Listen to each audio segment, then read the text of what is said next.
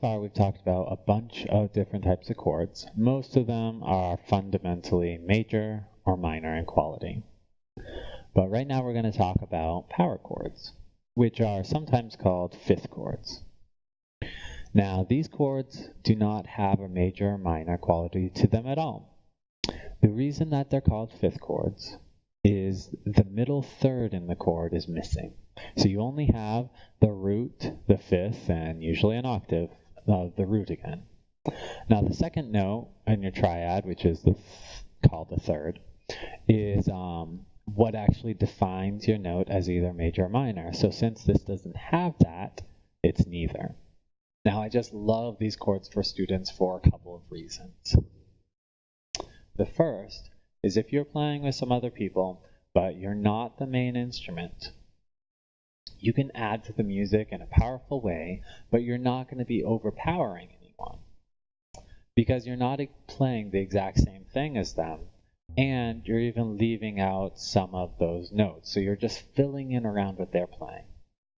It also allows you to play a lot of new songs quickly because you don't have to worry about learning a ton of different chords. You literally learn one fingering and you move it to different spots on the guitar neck.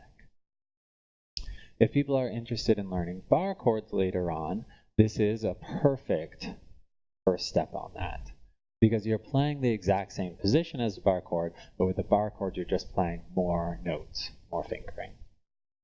And lastly, this creates a really good and fun way to learn the notes on your guitar neck, or at least your first two strings. So, how do we actually play a power chord?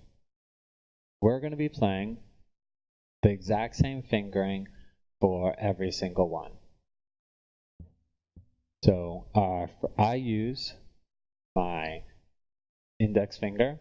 I don't use my middle finger. I use my ring finger and I use my pinky. So those three fingers.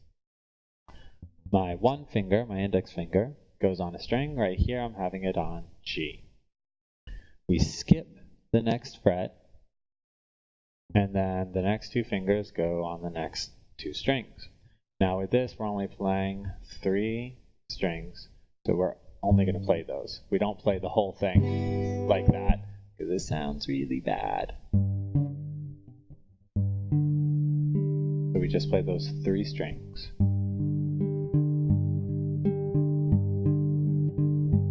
Now this would be a nice pretty way to play it. This is a G. If I drop down to the next string down, so my pointer finger is on the A string, still third fret, we just play those three notes. This is G, and then you play a C. Now, a lot of people, especially rhythm electric guitarists, will play this kind of muted, and it will be a nice rhythm bass for the whole song. So, but it has that nice bass sound to it, but it fills it out more than a bass because it has a part of the whole chord. So no matter what you're playing, where your index finger is the power chord you're playing. In this case, I was playing G. If I move it over to my fifth fret, I'm now on A. So if you're playing along with some friends and you're playing the normal chords,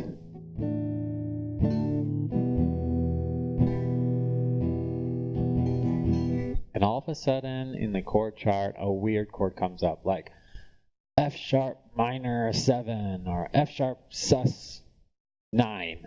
Some weird chord and you're like, you blank out and you're like, I don't know how to play this. You can actually just play the power chord.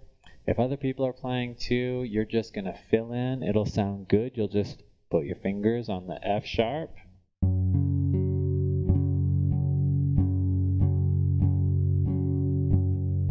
Now, I've had a lot of people disagree with me on this point, but I think especially when you're playing with a group, for fun. This isn't like a professional gig or anything like that. You're just playing around with friends. Your number one thing is to play along rhythmically to stay together and to not sound bad. Now that sounds somewhat shallow almost, okay? Oh, my whole goal is to not sound bad. My point is, you don't have to get all fancy. You don't have to be the most complicated musician out there. Play along with people. Have fun. But if you're not detracting from it and you're having a good time, that's what makes a good group. As you get more comfortable, you're going to add more things in, but power chords are an awesome way to just play along and have fun. You don't have to be the star every single time. You're just going to be a backup musician for that moment. And adding to that moment is what we're about.